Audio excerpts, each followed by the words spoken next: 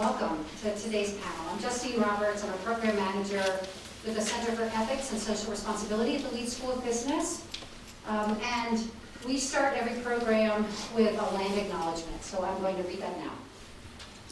The University of Colorado Boulder, Colorado's flagship university, honors and recognizes the many contributions of Indigenous peoples in our state.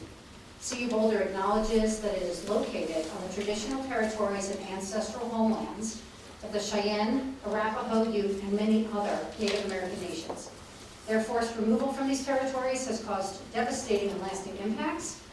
While the University of Colorado Boulder can never undo or rectify the devastation wrought on Indigenous peoples, we commit to improving and enhancing engagement with Indigenous peoples and issues locally and globally.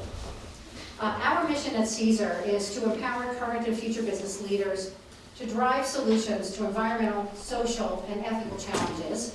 And this event today was inspired by students, and I want to just acknowledge them and thank them for being here in the room with us.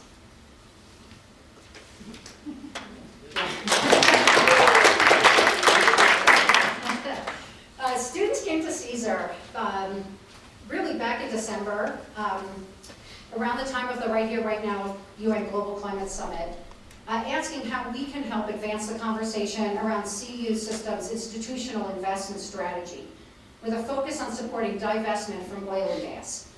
From where we sit at CESR, decarbonization is a megatrend. It is one of the most impactful, significant, and consequential factors that will affect business over the next few generations. And the question of how to best achieve this is one that we care deeply about. So we thought the best role we could play was to host a discussion in which to explore those questions and more. We believe that a just transition to greener technologies must be part of our future. As the Goldman Sachs website says, the imperative to accelerate our transition to a more sustainable economy and advance inclusive growth is clear. So we're counting on business to be partners in that work, and we're so motivated by our students for moving these conversations forward. I have one more housekeeping item. I want to note that restrooms are out the doors and to the left. There's an adjacent room where we will have a reception after this event in about an hour, so stick around and network, please. And if you need free Wi-Fi, it's called UCB Guest. Okay, with that, I am excited to hand off to my colleague and partner in this program, Matt Burridge.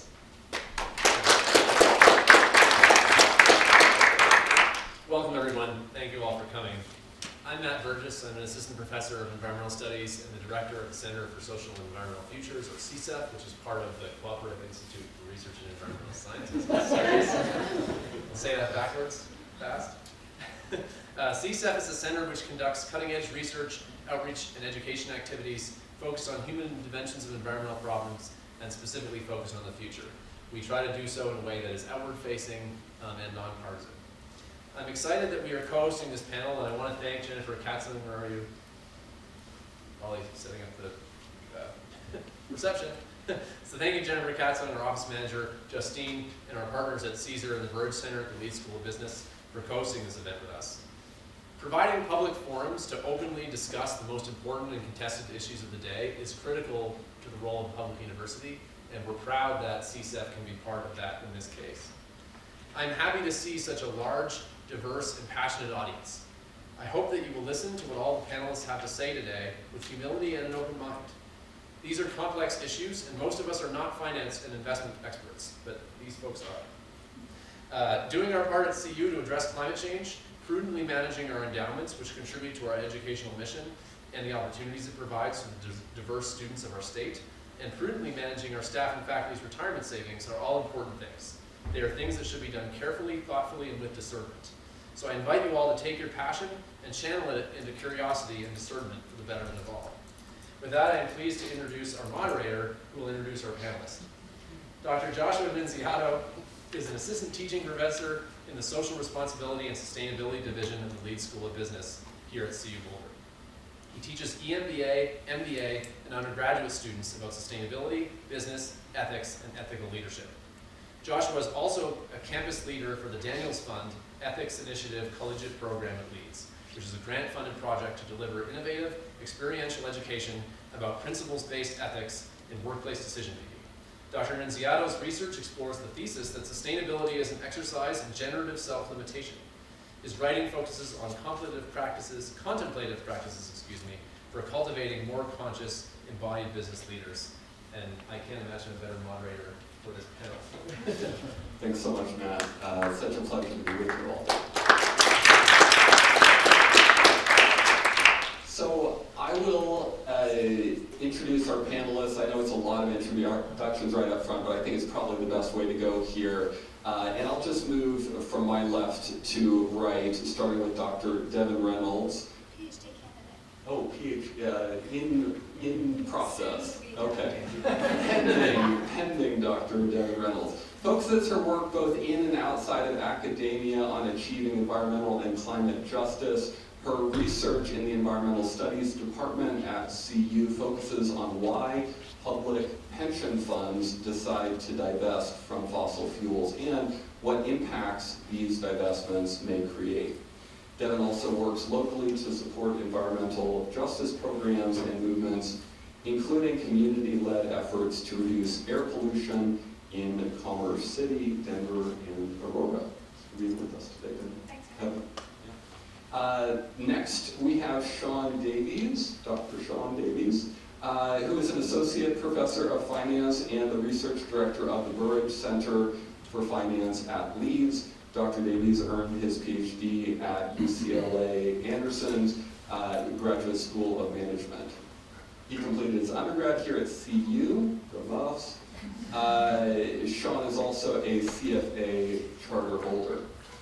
His research interests are in asset management, exchange-traded funds, target date funds, socially responsible investing, crowdfunding, and applied game theory. His research has been published in leading peer-reviewed journals and featured in several media outlets, including the Wall Street Journal, Bloomberg, and the FT. Shaun teaches both undergraduate and MBA courses and is an award-winning teacher. Are you with us, Shaun? All right, next up, Betsy Moszeter is the head of sales, marketing, and client services at Green Alpha Investments. She's also one of the firm's portfolio managers, and she's been in the asset management industry for almost 25 years. During that time, she's overseen virtually every role and department possible. Betsy transitioned from traditional to sustainability-oriented investing about a decade ago. With her breadth of experience and roles, she brings a practical stock picker's outperformance-oriented voice to today's conversation. Thanks for being here, Betsy. All right, and last but most certainly not least, Noel Kullavanijaya. How'd I do? Okay, close.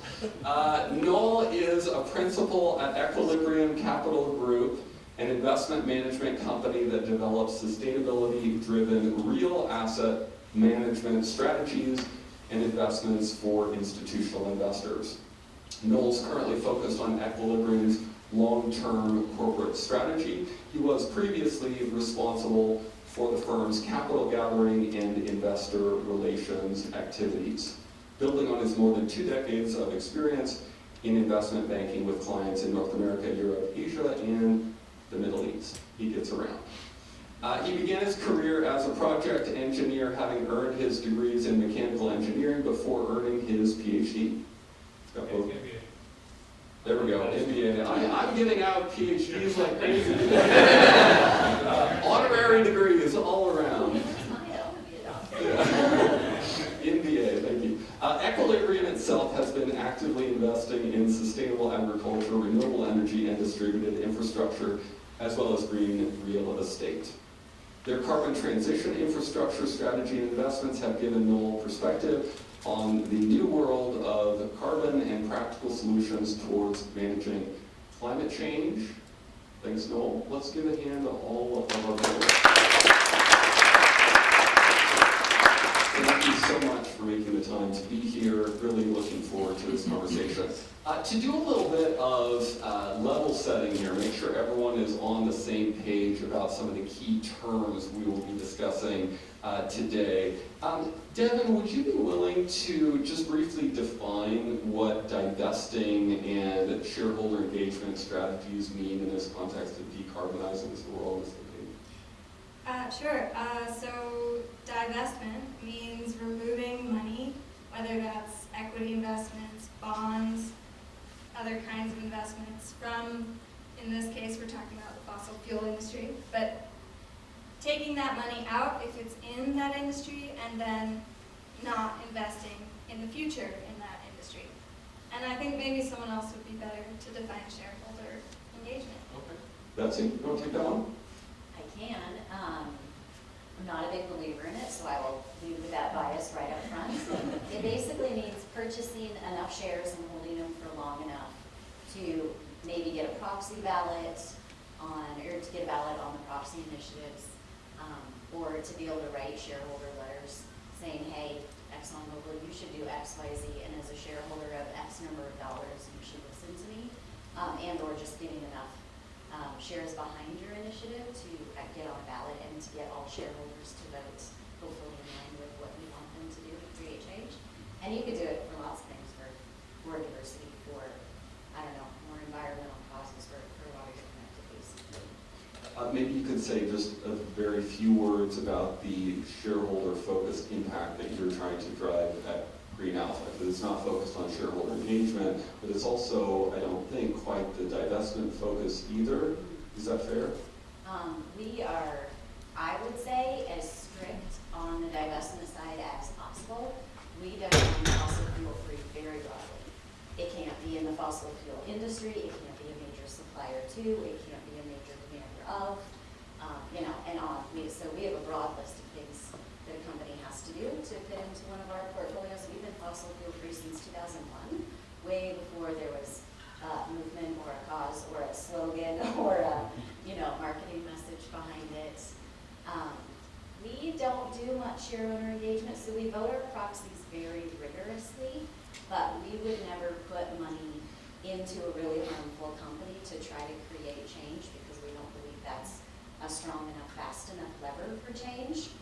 It could be if you're like BlackRock, but pretty much only BlackRock could really flex that muscle to create change, and unfortunately they don't.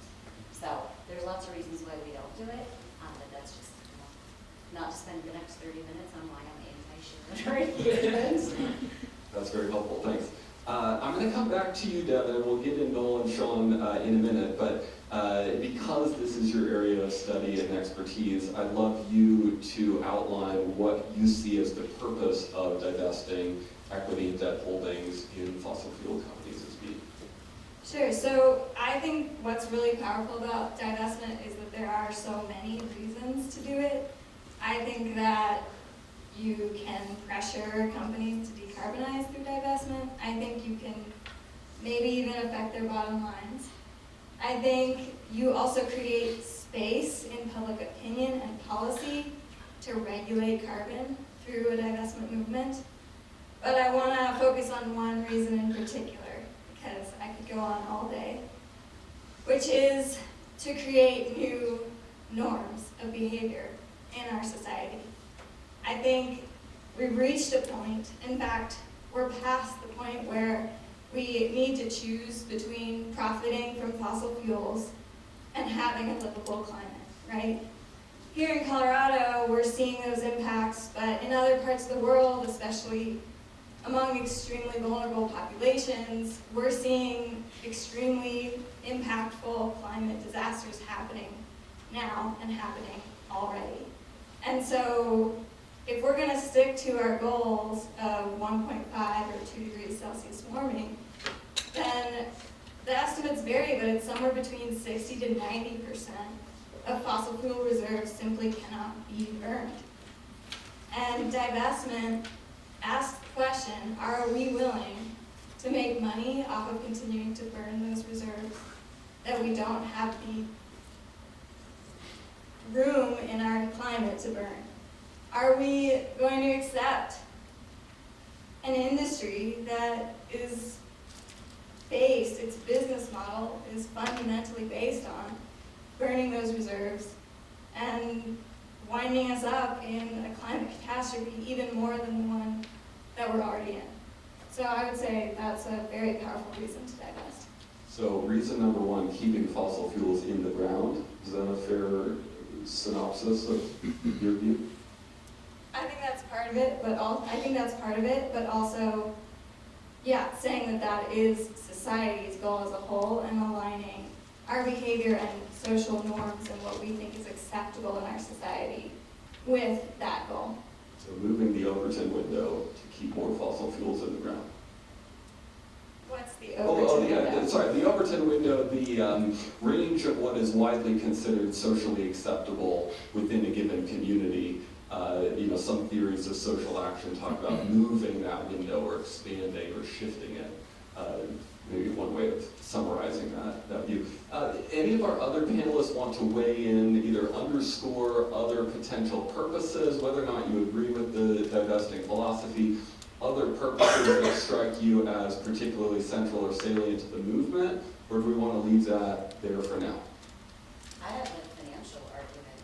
So specifically to, I think, the audience and wanting to think about how might we convince the regents to go fossil-free or the chancellor to make changes or what have you that applies to your own personal life. I mean, the whole point of making an investment, this is not philanthropy, this is investment we're talking about, is so that your dollar that you invest in something today has greater purchasing power in the future. That's the hope, I think. That's certainly my hope. I mean, the fossil fuel industry is in a long-term structural decline already. Many have cited it for years. BP cited it several days, maybe it was a week ago. They said that they have seen peak oil demand over the last few years. They believe, based on their research, that oil demand will be 25% less by 2050, which is not that far away. And I think we all agree, just because you're in the room, they have a vested interest in giving us the most conservative number possible.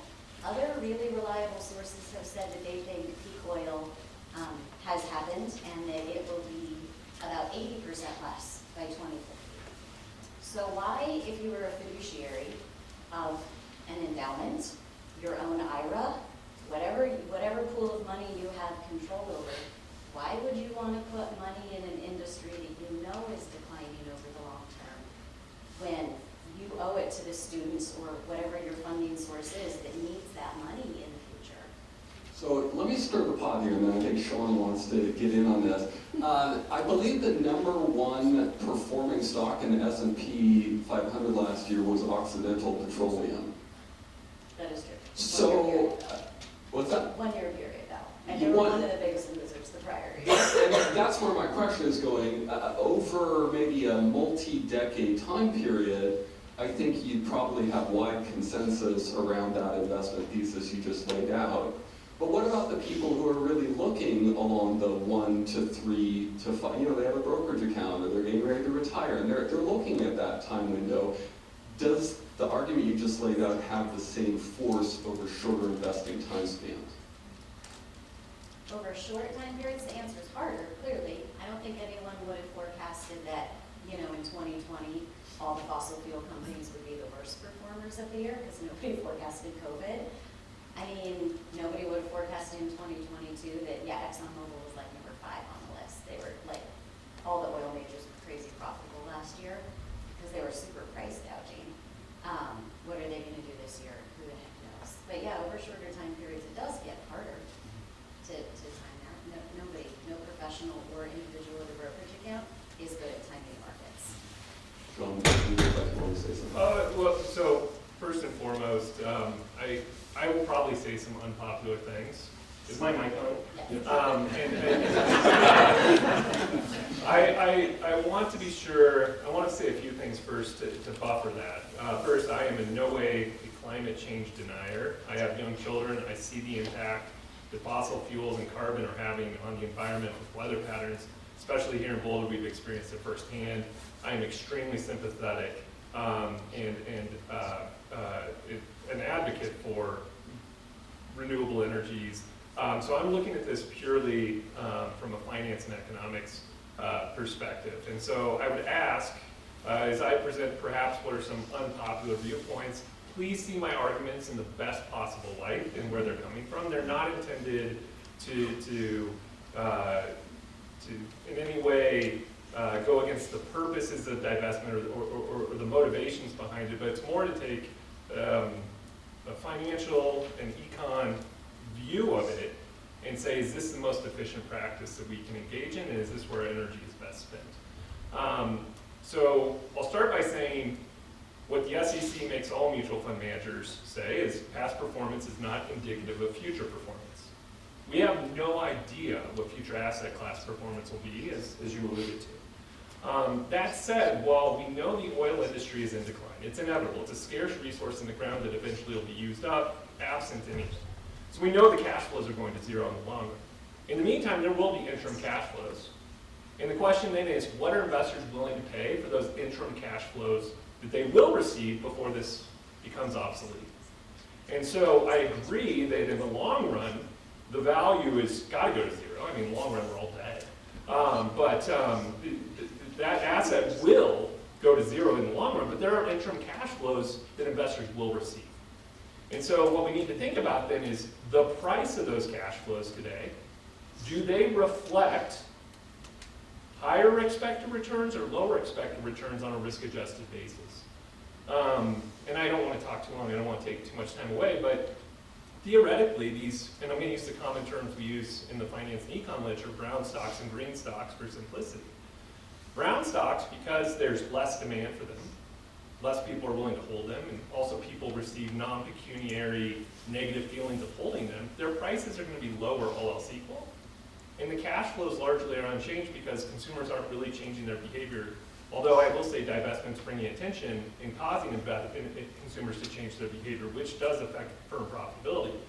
But as long as the cash flows are being unchanged and the price goes down, even though the asset's going to zero in the long run, you're going to earn higher returns for holding brown stocks and lower returns for holding green stocks. That's not to say that there's not a role for active asset management, the same way that there's a role for active asset management in identifying undervalued growth companies, AI, whatever, but at a holistic market standpoint, we should expect brown stocks to have superior returns and green stocks to have lower returns going forward. Noel, do you want to hop in and respond to your take on that? Can you guys hear me? The online audience requires the mic. Okay, sorry. Well, first of all, I have to self-confess that I'm not a student of public securities, other than being an investor for my own retirement. My work is all around institutional investors, endowments, pension funds, and so on. And their behavior is a little different.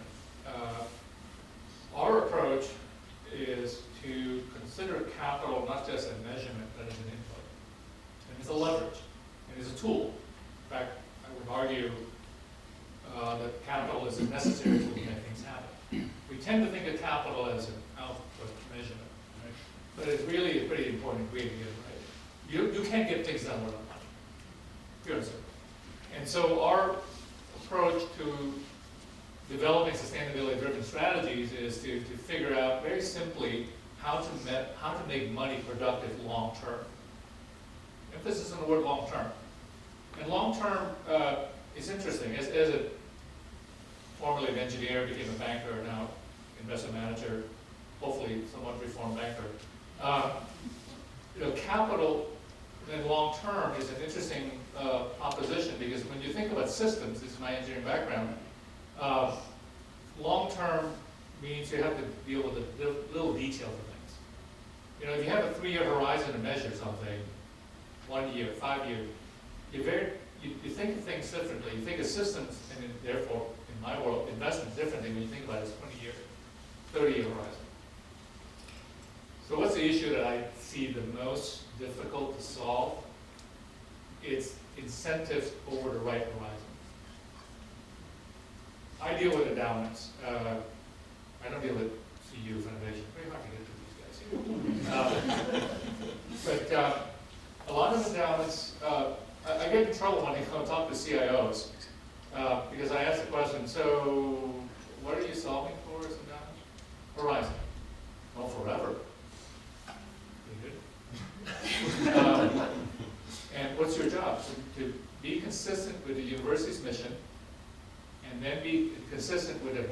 2003 Board of Trustees enacted investment objectives. Okay? Then I asked an annoying question, how are you paid? Once a year, salary plus bonus. How's your bonus calculated? Once a year based on the investment key performance index.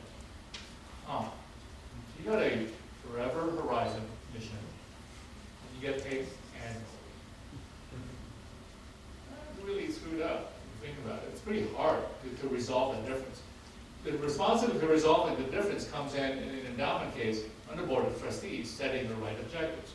The responsibility of the public company comes in the combination of investment compensation program, equity ownership, and again, the board. That is the fundamental problem that I've been trying to solve for 12 years in the company. Not that easy. So, you know, when we talk about trying to get oil companies to behave, it's an interesting problem. Everybody gets paid once a year, by the way, including their investors.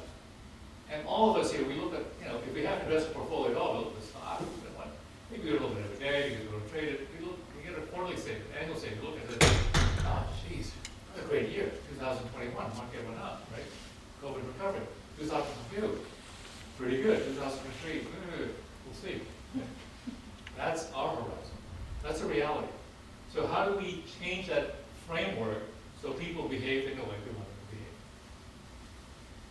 So yeah, Devon, hop in there. Well, I mean, I think one thing that I just want to pull out of what you just said is the behave part, because at least from where I'm sitting, we're not asking oil companies to behave. We're asking them to stop being oil companies. And that seems incredibly difficult to do with anything but regulation, right? And divestment is a good pathway toward regulation. But I don't know, it seems like even long-term incentives, it's going to be hard to get oil companies to say, yeah, we're going to leave the majority of our reserves untouched, which is what our company business, financial well-being is based on, right? Yeah. Yeah, all companies exist for a reason. Right? Energy company, broadly speaking, exists for a reason. We're all able to enjoy this because of that. That's a reality. It's been building for 200 years. But we're all here, like this. Where does this come from? Right? Life in this room. And it's hard to change that. And if what happened in Ukraine in the last 24 months, last 12 months had done anything, it's actually got them to revert to what they were used to doing. You know, I'm neither for nor opposed to divestment. I think divestment has a role, just to be clear there. It's a piece of the puzzle, right? But back to the oil company, 2022 was so annoying. And people died in Ukraine and all that. I was on a panel last summer talking about food shortage, which thankfully, I don't say this too often about President Erdogan of Turkey, but he actually got a deal across so grain can leave Ukraine. The people in Africa, the FAO would report that the number of people who fell below food poverty line wasn't as bad. We'll see what happens in 23. Right? But the pronounced effect of Ukraine in 22 was the egregious profit oil companies made. That's embarrassing. To your point, though, when I think about system, I think about money, I think about compensation, I think about public and private. Right? Our system works when there's rules of the road people live by. And then everybody gets to make their own decision. A little different in Russia, but that's how our system works.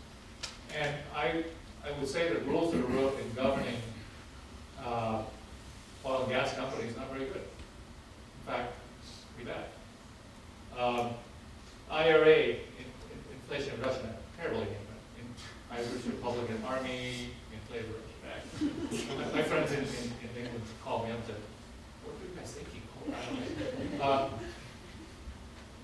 it didn't, I don't think it did. It provided carrots, not enough sticks.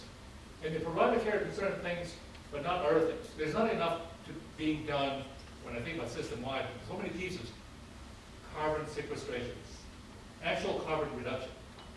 Right? Not enough money there. It has things like production tax credit, investment tax credit, which is great. Apprenticeship job training, that's great. I don't see the corresponding piece of monitoring and enforcing. Right? One hopes that comes. If the investment does anything, the investment movement does anything, but I'd like to see 350.org talk more about policy influence. It doesn't do enough. That's my view. Can I add a little bit about compensation? Because I so love so many things that Noel's talking about here. His points about incentives and compensation alignment is one of the key reasons why we think divestment is a much stronger trigger to pull, lever to pull than shareholder engagement. Because when you think about oil majors, but almost all publicly traded companies, the CEO, the named executives, the board of directors, they get by far the vast majority of their compensation from share-based metrics. And so quarter on quarter, they earn money, they buy their second, third, 10th homes, whatever they are, by keeping the share price high and by keeping the average daily liquidity high. If you can sell enough shares, not buy more shares, to actually hit them in their pocketbook a little bit so that they're not incentivized to continue sort of business as usual practices, they might actually make better decisions where they are. I mean, they're all investing a little bit in renewal, and they all have their green brochures that talk about how much they're investing in renewables, which dwarfs by comparison of how much they, of course, spend on oil and gas extraction, which is dwarfed by their share buyback programs, all of which is 100% meant to make the CEO and other executives and board members richer this year. So by not buying the shares, by not keeping the share price and the daily liquidity propped up, we can actually, if we all actually did it, instead of so many organizations talk about it a lot, if we all actually divested in a meaningful way, would send some powerful market signals by actually earning their compensation so that they know, maybe I should be making some strategically different decisions with my R&D budget. So we're all in support of a just and orderly and quick transition here, and you're all addressing the question of how we change long-term financial incentives, both through public policy and voluntary changes, to achieve that just and orderly transition. And so you're all kind of nodding on those points, but there is disagreement on the panel about how we get there. What are the appropriate levers? So do you want to speak to your take on that? Can I have one of these uncomfortable, unpopular moments? I would actually take the counterpoint that there can actually be unanticipated consequences when you divest that actually make the executives of these companies wealthier. And here's the reason why. Is if you're only affecting the price, you're not affecting the cash flows that that claim receives, you're artificially giving them a subsidy because they're receiving a cheaper claim. The price is lower today, the cash flows aren't changing.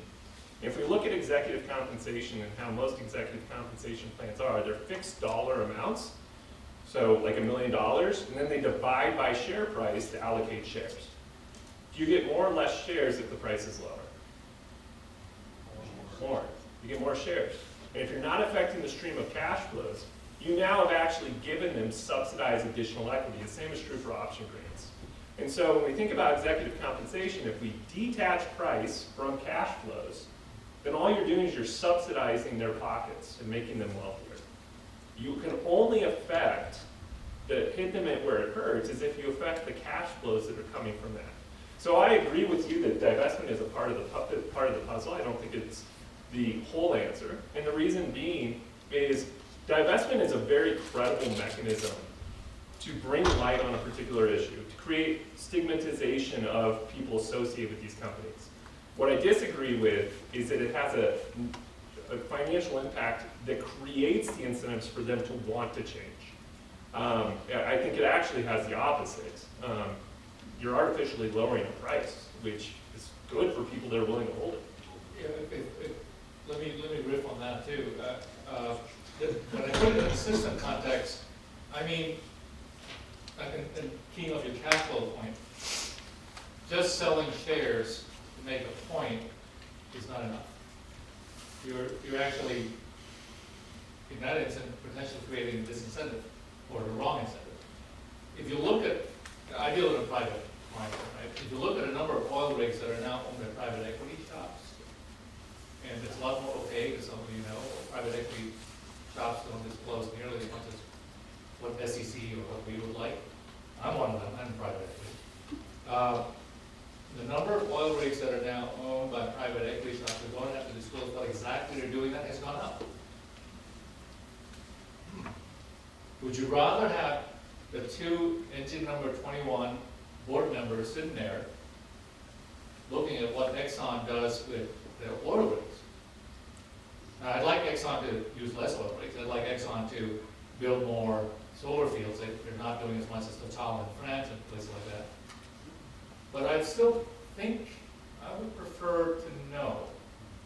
So we have to be careful when we think about divestment. So I put divestment in the context of what I said earlier, system. You have to think about it as a system. It's not just one thing. It has its use. When Harvard management, all $52 billion, whatever it is, announced that they're going to go net zero, they announced net zero a while, they announced investment more recently, including last year. That was a big deal. You know, people got a lot of attention. You have to kind of ask, well, what's Harvard doing with their money afterwards? Where's it going? The private equity's gone up. Hedge funds have gone up. Some people say that's bad. Other people, that's fine. Hedge funds good? Well, from a financial system point of view, to my world, hedge funds, we can debate that. No, I think those are great points, and I, again, would refer back to the power of the divestment movement to question how our society is functioning. Because you're right, when we divest from fossil fuels, we're displacing that money into weapons, into fast fashion, into other harmful industries, right? But at least we're asking the question, are we okay with that?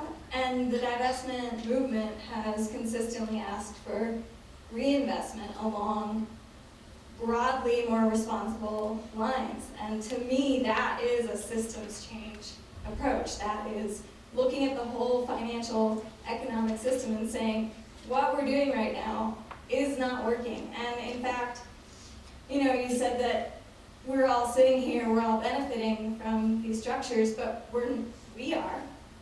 But there are a lot of people who are not sitting in this room, and a lot of people who are absolutely not benefiting from these structures. And so I think, again, the beauty of the divestment question is to really seriously think about those structures and how unequal they are making this world and what we need to do that. And I don't think any of us has the answer to that yet, but at least this movement, when institutions make these announcements, you see that they're asking these questions. And institutions that have divested from fossil fuels, the ones that I'm studying in my dissertation project at least, once they start asking those questions, those ethical questions, it's a snowball. They keep asking them. They expand the issues that they're thinking about, and it becomes a broader systems effect. So most of the conversation about divestment so far is focused on divesting equity, specifically equity in publicly traded markets. But what about, what role does debt, both loans and bonds, play, both on the divestment side, but maybe also on the engagement side? So engagement here, I'm thinking about instruments like green bonds, sustainability-linked bonds. Are these, do they offer significant leverage for going after the cash flows, the working capital of these high-intensity industries and really making a significant change? Shaun, I see you nodding. Betsy, I think security design is one of the most promising areas to enact social change. The reason why is you can share cash flows across multiple parties in a way that aligns incentives. So if we think about equity for a moment, just to think about why it's sort of inconsequential in isolation, is if we look at the S&P 500 stocks, this is not exclusive to fossil fuel, But net equity issuance, so how much equity is actually being offered either through initial public offerings or secondary equity offerings, for the S&P 500 over the last 25 years is hugely negative. Firms are buying back their own equity, which suggests that they're not relying on equity to finance new projects. Typically, they're tapping the debt markets or they're using retained earnings to finance new investment. And so we need to start thinking about the capital structure and how firms are actually financing things. And when we start thinking about debt, which are contractual claims with covenants and with certain payback rules, and you can contract on specific outcomes, suddenly you have new levers to align incentives of people with diverse opinions. And so I think one of the most promising areas is thinking about green bonds, right? Like if you have a for-profit investor and they get paid more when some social good is done, like they reduce carbon, guess what they have an incentive to do? Reduce carbon. And so I think that moving into debt markets is one of the most promising areas. Now I will say that social impact bonds, a lot which were issued by municipalities, for example, in the Northeast, in New York and Massachusetts, that was a first step. That has not gone exactly as we had hoped. They haven't had the success that we hoped, but you had the Commonwealth of Massachusetts writing a contract with Goldman Sachs on programs to reduce recidivism. I realize that's outside the scope of fossil fuels, but it's a social goal. And it's great when you can bring parties with completely different interests to the table and align incentives through cash flow sharing agreements. Betsy or Noel, did you want to get in on No, your? that was well said. I didn't know Okay. that after that. Well, two things. In the world of capital, publicly known debt, which includes banks, is about 10x. That's equity. And if you add a privately owned debt, which is a lot, how many loan money do you spend? That's probably 15 roughly. So if we're talking about using capital, which is my world, debt is super important, number one. Number two, the right of an equity owner is the right of governance. The right of a debt owner is a commercial contractual right. And applied properly, to your point with green bonds, super useful. Because you can actually, well, but how did Elon Musk buy Tesla? He bought distressed debt. The two Matts who were founders are mad about it, but there you go. That's how Elon got ownership of Tesla. So debt has its utility. Yeah, and I think the flip side of the debt conversation, I know we're talking about solutions and all of that, but I think we need to talk about the problem too, which is when you're investing in fossil fuels, when you haven't made a divestment commitment, you're also investing in debt.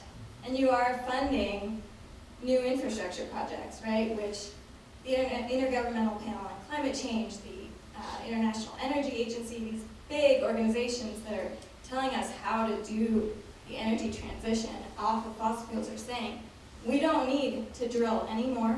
We don't need any more pipelines. The infrastructure and the drilling that we have is enough to get us through a transition, more than enough.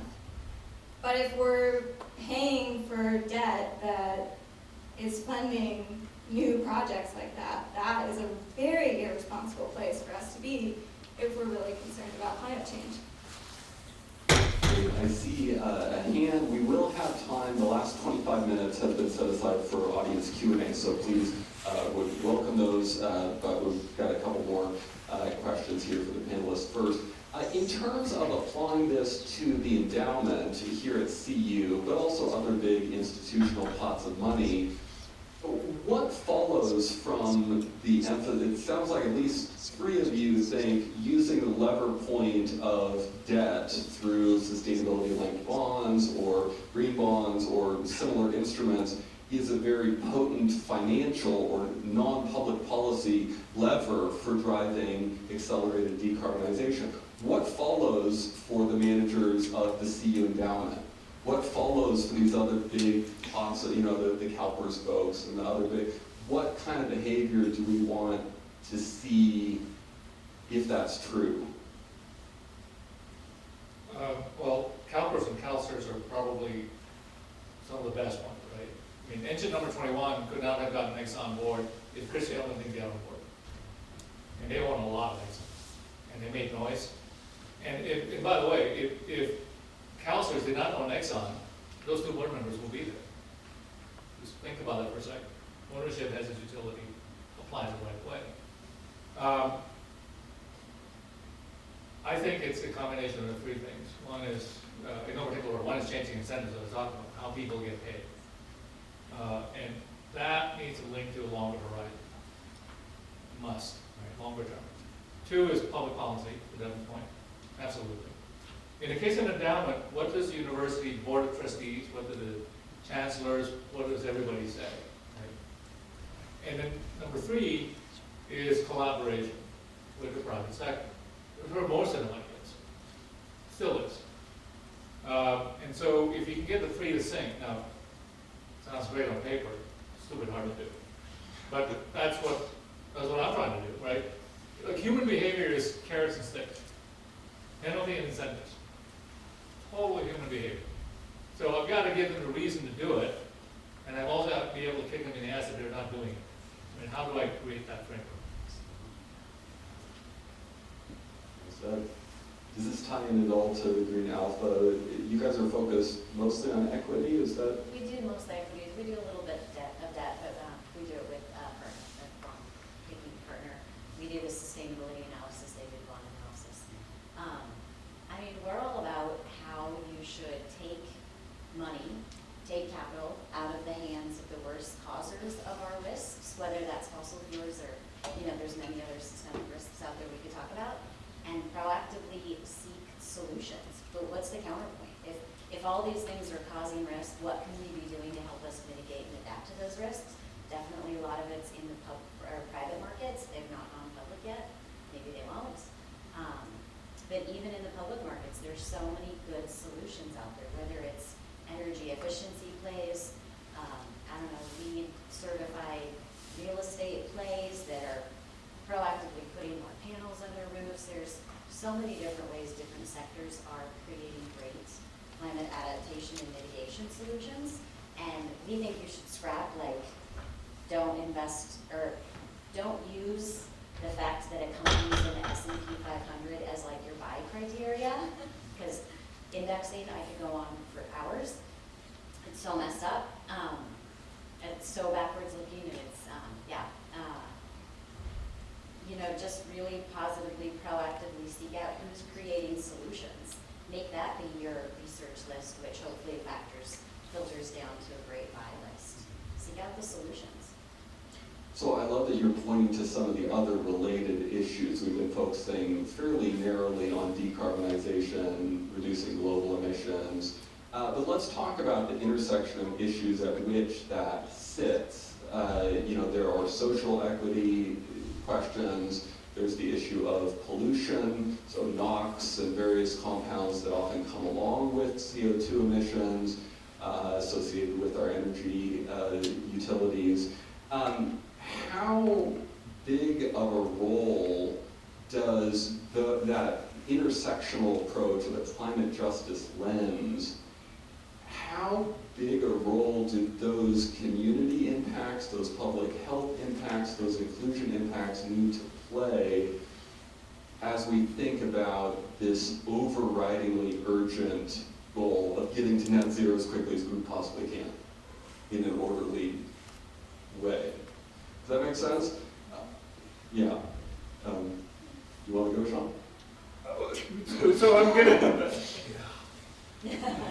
I'm not on any of your holiday card lists, No. and I won't be, I bet. But so you had this question before that I'm going to frame with it, which was thinking about how do we get folks like endowments and stuff to think about this, as well as this question about thinking a broader set of stakeholders than just fossil fuel, but all the externalities that are caused along the way. I think when we think about, let's just call them projects for simplicity, we can divide projects into two categories. One are win-wins. Win-wins are something that's profitable and does social good. Win-wins are easy, right? Everyone wants to be a part of a win-win, but you don't need a moral conscience to want to partake in that, right? Even the person with the top hat and the cigar hanging outside of their mouth, the diehard capitalist, is gonna find those win-wins attractive, and they won't care about the social good, but they'll still do it because they make money. So I think to really move the needle, in what I'm gonna call real impact, move the needle beyond what purely for-profit capital could do on its own, is you have to get people accustomed and comfortable with the idea of conceding returns. If you're going to move the needle in social impact, people have to be willing to earn at least an expectation, not to say they won't outperform some years, but you have at least have to warm people up that they're willing to concede returns to move the needle beyond. And undertake those, projects that benefit a broader set of stakeholders, but you're gonna sacrifice a little bit of financial return. And I think once people sort of recognize that, look, I'm gonna have to concede some financial return, then we can move the needle a lot further. But that's gonna require a lot of stuff because people are gonna want measurement beyond financial returns. They're gonna wanna know, what is my measure of impact? Like, how do I sort of weigh the financial return I'm sacrificing versus the social good I'm capturing? So if we can start getting into measuring these things, maybe people will be more comfortable. But I think to move the needle, we gotta think about those costly goods that are not win-wins, that for-profit capital is not willing to undertake. So can you have your cake and eat it too? Noel, how does that pitch, Shaun's pitch, play with big institutional clients? Yeah, as a corollary to the question I posed of what your incentive, how do you get paid, and what's your horizon, I get in trouble when I talk to insurance companies or pension funds. The horizon, by the way, is 40 years. It's a life curve of typical insurance life company pool or pension funds. And I'm stuck still with I get paid every year. So how do I change that, right? And I think that's going to come down to a combination of stakeholders insisting, shareholders, voting with their feet as necessary, and governance. Get that right. And how do you get that solved? I'll give you not a very good story, but this is the other question that gets me in trouble with CIOs whom I meet, but gets them thinking. I say, look, I give you a portfolio of trees to manage, 1,000 acres. I want you to maximize it in 3 years versus I want you to maximize it in 100 years. What do you do differently with the trees, right? If it's 3 years, you cut the trees down as quick as you can, you probably get 15% IRR over 3 years. You hope interest rates don't change, you get the land out at cost. You get 1.5 times your money, everybody wins at 15% IRR, that's how I get paid. If your job is to manage 100 years, you said, how quickly trees grow, right? And you find out commercial trees grow 20 to 25 years, so you cut it at 4% a year. You sell trees, and you replant. So at the end of 100 years, you have 1,000 acres full of trees. And by the way, when you think about 100 years, you think about water, who's going to cut the trees, who's going to buy the trees, how do I fertilize the trees, what do I do with tree waste, right? And your return is probably 4% a year, 3%, 4%. Your IRR is not that sexy, it's 4%. Your money on money is about 10x for 100 years. How do you set incentive for that differential? How do you get your portfolio manager, how does the board of trustees get the VP of endowment to be paid for the 100-year question? Now, that's a transitional thing, and I realize what we're talking about here is more urgent. This needs to happen like today or yesterday. And that's a puzzle I don't have all the answers, but that's the way I think about it. Yeah, powerfully put. I do want to loop back to the intersectional question or the climate justice question. I mean, we're touching on that a little bit, but I'd like to kind of tackle it a little more head on. I mean, we have the Suncor facility out in Commerce City, which has somewhat notoriously impacted the surrounding communities. How do we, both on the institutional management, but also maybe on an individual action level, how do we take into account those social justice questions, given just the overriding urgency of getting to zero as quickly as possible? I mean, I think some days it can feel like the zero question is so overriding that, yes, we need to respect people, but, we really have to get to net zero. And so it doesn't always have to be an either or. It can sometimes be a both and. But I guess I'm wondering about, back to Shaun's, what about those cases when it's not all win-win, it's not all, what's just for the local community also accelerates the climate, also maximizes return. Do we need more public-private partnerships? Do we need more social enterprises?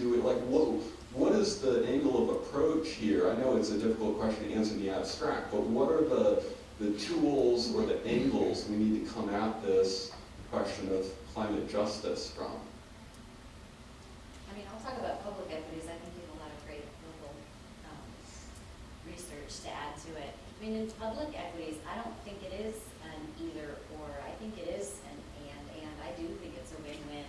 If you look at, whether it's communities most affected by COVID, or the climate, or water pollution, or, any number of topics, it's the poorest, underserved communities, specifically poor women. If you look at all the demographics, poor women are disproportionately affected, just on this topic, by climate change, climate-based storms, climate migration problems. Poor women are by far the most impacted poorly. So in public equities, we have green strategies, there's gender lens investment strategies. I spend a lot of time teaching people why a positive climate solution strategy is a gender lens strategy, because women are so disproportionately impacted by climate effects that investing instead in solutions to climate adaptation mitigation solutions positively benefits women more than any other group. So that's also a strong gender lens strategy by seeking solutions. You could say the same thing about low-income communities of color. By cleaning up the water, by investing in solutions, you are doing more to impact them in a positive way than any other group. So we can have our cake and eat it too. I honestly think so. I think you disagree with me, but that's okay. Devon, do you let's go, and then I've got one final question, and then I'll open it up to the audience. Yeah, I actually think I lean more towards Shaun on this one, shockingly, I know. But I'm really skeptical of the ability of private markets to address justice issues, period. As long as profits are the goal, which they have to be, it's legally mandated for fiduciaries to maximize profit, right? We have structures that are created that allow shareholders to sue companies if they make decisions that are bad for business. And so while that profit motive is the highest motive, I think it's going to be really hard. There will be win-win situations, but they're not going to be the only situations. And I think there are plenty of examples of win-lose. I think that's the main bulk of the investments that we have at our disposal right now. And so, yeah, for me, that kind of profit prioritization results in situations where women of color, women living in poverty, people living in poverty, these are going to be disproportionately impacted in negative ways by the way our economy is functioning. And I want to go back to, I guess, the originator of the word intersectionality, who is Dr. Kimberly Crenshaw. She's still active, she's working. She said in an interview a couple years ago, intersectionality is not about saying it's complicated. It's about there are specific groups of people who are dealing with multiple forms of oppression, and we have to look at that as we try to resolve the power structures that are causing that oppression. And I don't see even divestment. Divestment starts the conversation, but even divestment doesn't really get at these root causes and these power structures, because finance, economics, these are the power structures. These are the things that are creating these problems. And I think it's really clearly laid out in a case with the Line 3 pipeline in Minnesota, which some of you may have heard about, was a pipeline being constructed a couple years ago. And when the Minnesota Public Utilities Commission was giving out their permit for this, advocates brought up that in situations like this with fossil fuel infrastructure, extractive industry, infrastructure construction, rates of sexual assault and human trafficking inevitably go up, right? And rather than say, okay, well, that's unacceptable risk that's going to, in this case, disproportionately affect Indigenous women because this is happening near Indigenous lands, on Indigenous lands.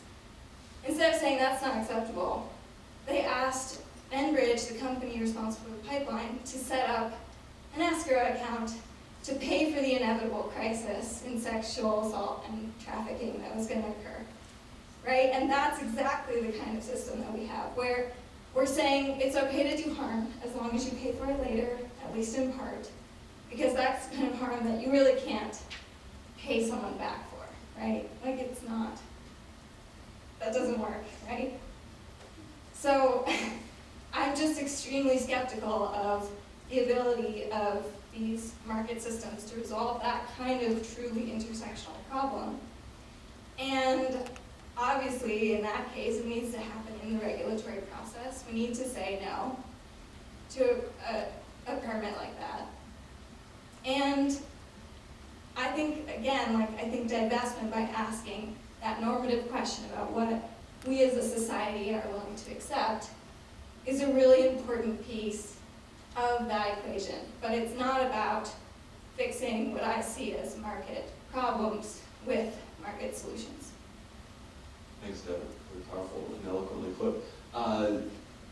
What I'd invite each of our panelists to do, last question, and we'll open it up.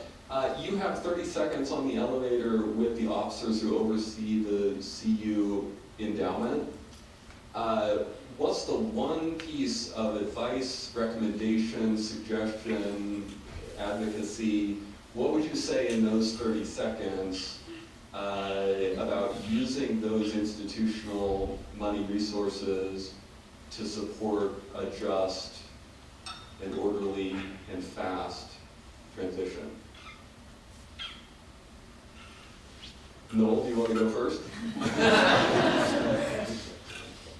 not going to market my fund.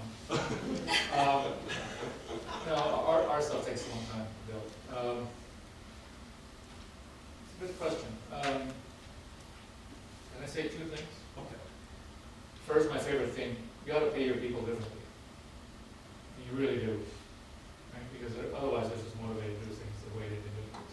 But second, I would say more from the investment side, shift some of your money to clean energy, clean tech. We invest in greenhouses. We invest in greenhouses, grow food indoors. We're trying to shorten the carbon footprint of the hazardous from where we grow it to where we eat it. And that's becoming more economically viable because of technology.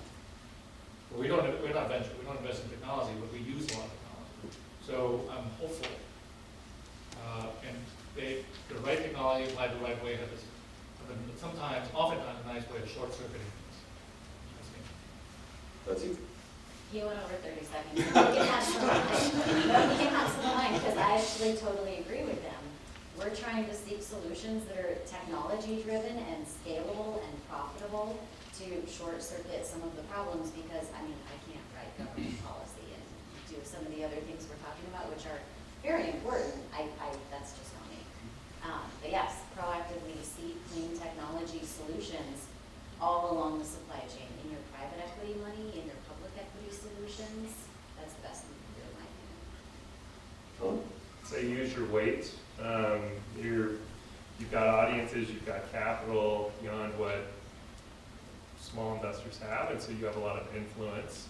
But I would say do it for a moral reason, do it for branding of the university, if that's what it is, whatever it is, do it for those reasons, but do not promise higher returns to your constituents, because they're expected to lose money if they're really moving the needle, and you don't want to disappoint people. And I think ultimately in the long run, it actually self-defeats the goals of these strategies.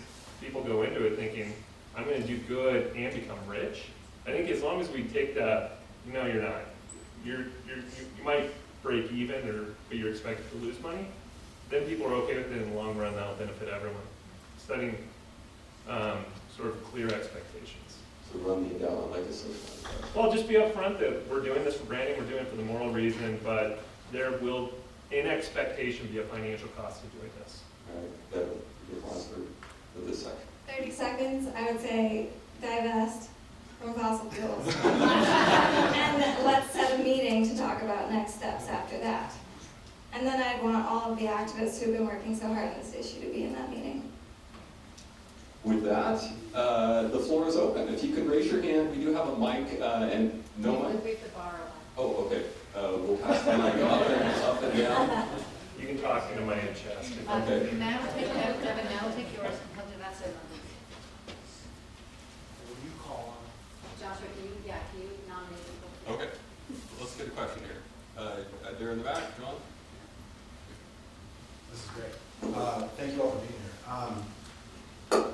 Markets are imperfect. Nothing is completely rational. In terms of CU's endowment, I suppose on that riff of you're giving something up by being sustainable in some way or not investing in something.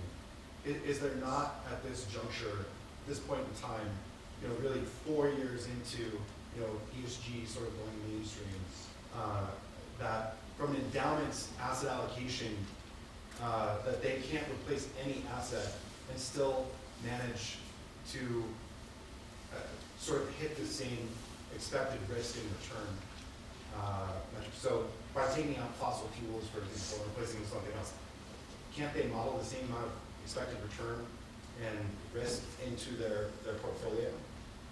So the endowment is taking ownership of the decisions. They're not making the decisions for the global economic system. They're just making decisions for themselves, so to speak. Is this a question? It is a question. Well, it's a question in general, but from my point of view, there's nothing stopping them from building into their investment thesis the ability to hit an expected return at a certain level of risk and be done with it. Yeah, certainly you can construct portfolios and try to minimize tracking error relative to some benchmark like an unconstrained portfolio. Then you come back to just, I don't know if any of you are engineers, but think about an optimization problem in an engineering course. If you have an unconstrained optimization problem, you solve for the solution of it, and then you add constraints to the problem. The solution in the constrained optimization has to be worse, maybe equal, but can't be better, because that constrained portfolio was part of the unconstrained choice set.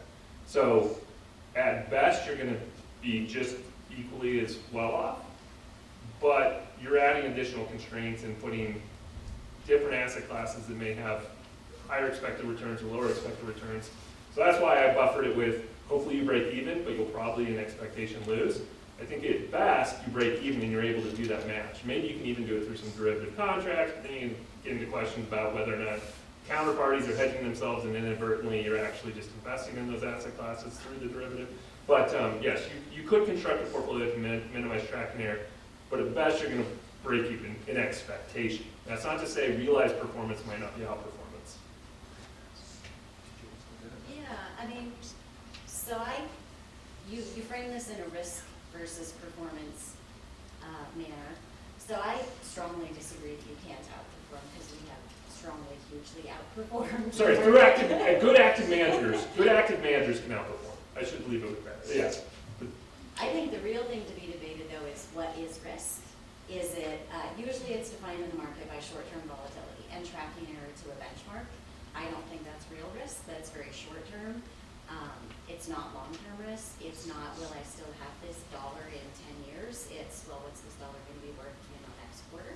So I think the real debate to have here is tracking error actual risk? Is short-term volatility actual risk? And that's where I think it would get into a very hairy conversation with the regions. Not performance per se, because there's plenty of performance metrics to prove there's ways to invest in solutions where you're not going to lose money. Did you want to get in on that? Yeah, I'm going to take this down to the mundane level of having to figure out how to sell something. Okay? Now, as Josh has said, the description of my job was to raise capital for my strategies, investor relations. So my job is to actually get in the head of people I'm selling to. I'm trying to figure out what they're about. And here's the reality of an endowment. I'm not as familiar to you. I'm a Northwestern alum. And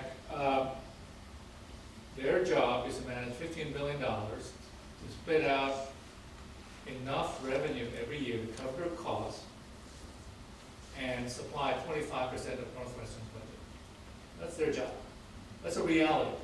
After which, research slows down and financial aid disappears.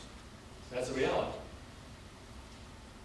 The framework that they operate in is a mission statement of the university, like research institution, research and teaching institution. The board of trustees published investment guideline, and about 2 years ago published their GHG emissions, energy transition objectives, right? Which says, I'll read it. Pretty good, actually.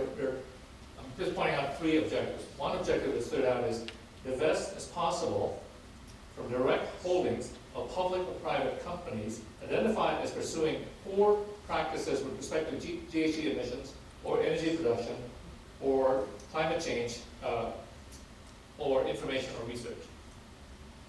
Okay, that's a good objective. Lots of room there. What does poor performance, poor behavior mean? Who sets that standard? That's really hard. It goes on to say, also invest in and redirect investments towards future interest in alternative and renewable energies. That's good. And also, this one I like, that's what I said earlier, also direct capital towards clean energy technology. That's specific to energy transition, GHG, but it starts with the understanding that they have to deliver 25% of university budget. That's how they get paid. And that's not just how they get paid, that happens in the reality of a research and teaching institution today when it comes to endowment. So what do we, so I'll disagree with this is the first time I mentioned this screenshot, a little bit, that most endowments can't afford 0 return. Okay? Basic rule. Most endowments have about 1.5%, 1.5% operating cost. Salaries, offices, right? And then they have to deliver whatever the provost says every year. That's how you get paid. And then they have other investment guidelines. Typically, the board of trustees will have an endowment committee of some sort, investment committee. They'll say you got to beat this benchmark, or you got to beat peer. That's typically the 2 things, right? How do you make all that work together? So simply saying you got to invest without saying, and you should invest in something else that will do this. You have to at least start there, right? Otherwise, how are they going to do their jobs? How can we afford stuff at the university? In the back. Hi, thank you all for being here. This has been super informative. I'm here because, one, as Shaun said, I want to be putting my energies where I can make a difference. And 2, I want to be an informed participant. I found what y'all were saying about green bonds and securitization really interesting, and I was wondering, for those of us who may not be totally informed, could you describe a little bit about how that works so that myself as an individual can join a collective that can throw our weight to make a difference? So how do we ask CU or the other public institutions that we interact with to maybe think about putting their money towards green bonds or different securities like that? Well, Noel is probably more of an expert on this. So there's different structures, and these things are constantly evolving. Right now, you've got social impact bonds, you've got green bonds, you've got social impact bond. Oh, yeah, I already said that one. But you've got different structures going around, and you actually, unfortunately, got to dig into the details on each issuance, because some issuances, I'm going to use the term greenwashing, which is this idea of just putting, it's like going down the food aisle at King Soopers and all of a sudden everything's labeled as organic. And you're like, oh sweet, I'm having an organic meal of Cheetos tonight, organic Cheetos.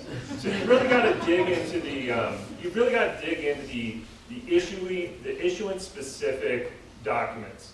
And the reason why is some municipalities, as an example, or countries, this is actually, there's a good example in Germany, they'll literally issue bonds at the same time, they're backed by the same tax revenues, and they'll label one green and one just a regular government bond. I mean, it's purely a labeling thing. But then there's others where the actual cash flows, or maybe where the cash flows are coming from, or where the principal, what it's funding, that there's some accountability that you're actually doing something. And so I'd say it's really important to dig into the details. It's almost like doing fundamental analysis on muni bonds, where you really got to understand all this soft information to understand like what collateralizes what and what's guaranteed and what's not. So it just takes a lot of time in the actual issuance specific documents. Anything to add? Well, you mentioned joining a collective, so I study social movements, and I want you to know that doing this on your own is really hard and really unnecessary. Like, there's a divest, reinvest movement that is global. There are local groups here at CU, but also more broadly in Colorado that are working on things like getting the state public pension fund to divest and have more responsible investment practices, investing in solutions. So that's called fossil-free Para. There are tons of campaigns there's also a campaign locally to start having more public banking so that if we do invest money, it's going into publicly beneficial projects more generally, not just carbon transition. So I'd be happy to help you look up some of those groups, and I would say get involved with a collective of people who are doing it, because social movements are effective. We see that over the course of time. They change norms, they change hearts and minds. We are not, in fact, in the same world that we were in the 1850s, and that is because of social movements. And so, yeah, I would really encourage you to find that space for your collective action, and I'd be happy to help you find it, too. Yeah, let's go here. This guy. This has been a terrific panel. Thank you very much. So I'm going to go back to the comment you had just a little bit ago around brand value. And I guess how does a foundation, which is aligned with the university's mission, and you have the university's chancellor say, this is our call to climate action. The time is now for us to be dealing with climate change. And making investments that don't align with that statement, and building dorms that are currently designed with fossil fuel for heating. And what does that do to the brand? And what does that do to the students that are standing up and saying, and alumni, we want to have a university that operates in a consistent way, that believes in doing things for the rest of humanity. And this is one of the biggest challenges we have. Is there an argument for the regents and the foundation to say, by continuing to invest in fossil fuels, we're hurting that brand, which hurts the alumni base, and it hurts future students that might want to come to CU? I think absolutely you can make a compelling case to the regents that it's good for the brand to divest. And perhaps you could actually argue that it would be profitable for them in the long run, because they might attract richer, or not richer in this dollar sense, but a richer pool of applicants and more applications to school and more donor engagement and more alumni engagement. I think that's really true. I mean, if you think about the University of Colorado, we are uniquely positioned. We don't attract Wall Street heavy type students like University of Pennsylvania might attract. We typically attract a certain clientele of student that cares about a lot more than making money in their career. They want to have impact. And that's just unique about Boulder. And we've got centers all across campus. I mean, a lot of them are represented here, but this is not an exhaustive concentration of the groups on campus. Moreover, you think about our neighbors. We got National Renewable Energy Laboratory just down the street. And you think about the culture of people that live in the Denver metro area. they're outdoorsy, they care about the environment. So I think there is a strong case to be made. You could say, look, we understand if we look at this myopically through a financial markets perspective, it's a money-losing proposition, at least weekly, maybe break even. But if we think about it from a holistic approach about what it could mean for the University of Colorado and being known as the University for Sustainability, which opens doors for all sorts of graduate programs, undergraduate programs, and attracting the best talent to this university, then they might say, oh, okay, yes, we might lose there, but we gain here. So I think there's a tremendous argument to be made on the branding side. Let's go here.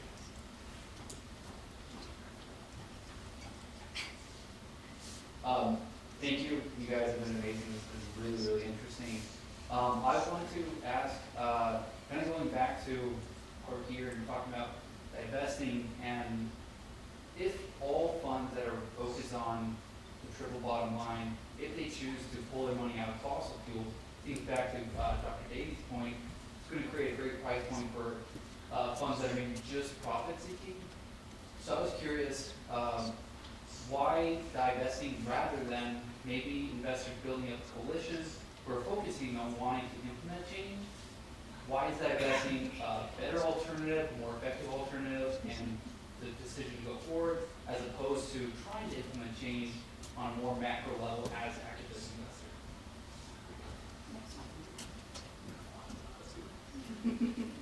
I mean, I have a lot of examples about how that hasn't worked so far, but I mean, how could it be done better? I'm certain it could be done better if it were well-structured and enough people and, well-aligned incentives and all that.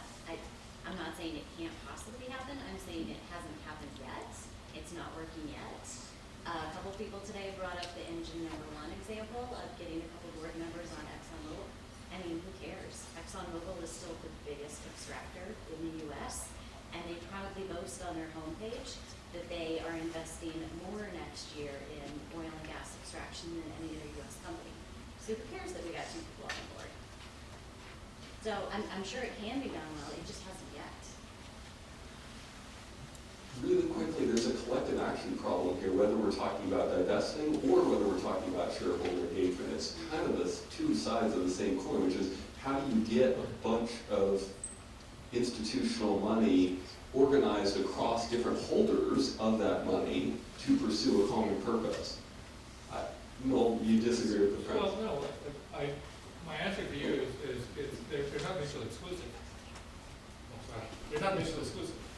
I remember having a conversation with the former CIO, actually her title was interesting, Chief Operating Investment Officer of Calvers. She was asked a question at one of our private conferences. This is 2014, and you divested. She thought about it for a second. She said, you know what, we own too much money. We have too many stakeholders counting on us to deliver their pensions. Our philosophy is go in there and do something about it as opposed to walk away from it. That was their philosophy. Now, it's Calvin, $400 billion, it's slightly in control. But that's their approach. Which leads me to the conclusion that the divestment has its place in compelling change. But I'm not satisfied with just making a statement. I think you have to go do something else about it. I think the collective action problem is always an issue with societal problems, period. But I do think we have some evidence that divestment is an effective way to organize collective action to create structural change. And so I'd like to refer back to the South African apartheid divestment movement, which was endorsed by some really major corporate players like Coca-Cola and Ford. And when it reached that point where these huge companies were saying, we're no longer working with South African companies that support apartheid, it still didn't have an economic impact. So sorry. But what it did result in was legislation on the U.S. national level sanctioning the South African apartheid government. And that is considered to have played a significant role in the fall of that government. And so I would say divestment in its simple elegance as a demand, is very effective for mobilizing large groups of society, large swaths of society, and overcoming some of that collective action problem that we see. And I think also with coal divestment, we've seen some results because that it's been longer that funds have been divesting from coal, and more funds have made divestments from coal than all fossil fuels. And I've seen evidence in my research that US utilities, in fact, there are 2 utilities executives on record saying that those divestment movements and commitments by funds and insurance companies pushed them to transition off of coal much faster than they were originally planning.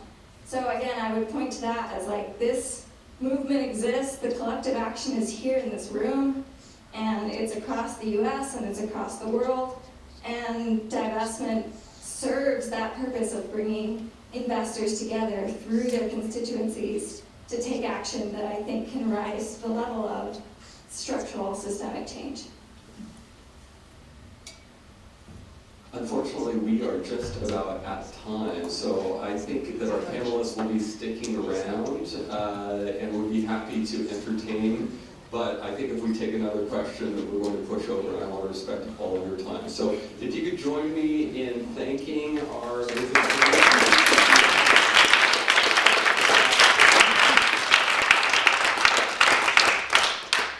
And the reception is over here. So yeah, the reception is, I've been asked to say goodbye to everyone. We've already thanked the panelists, so thank you all. Thanks to Justine for really spearheading this.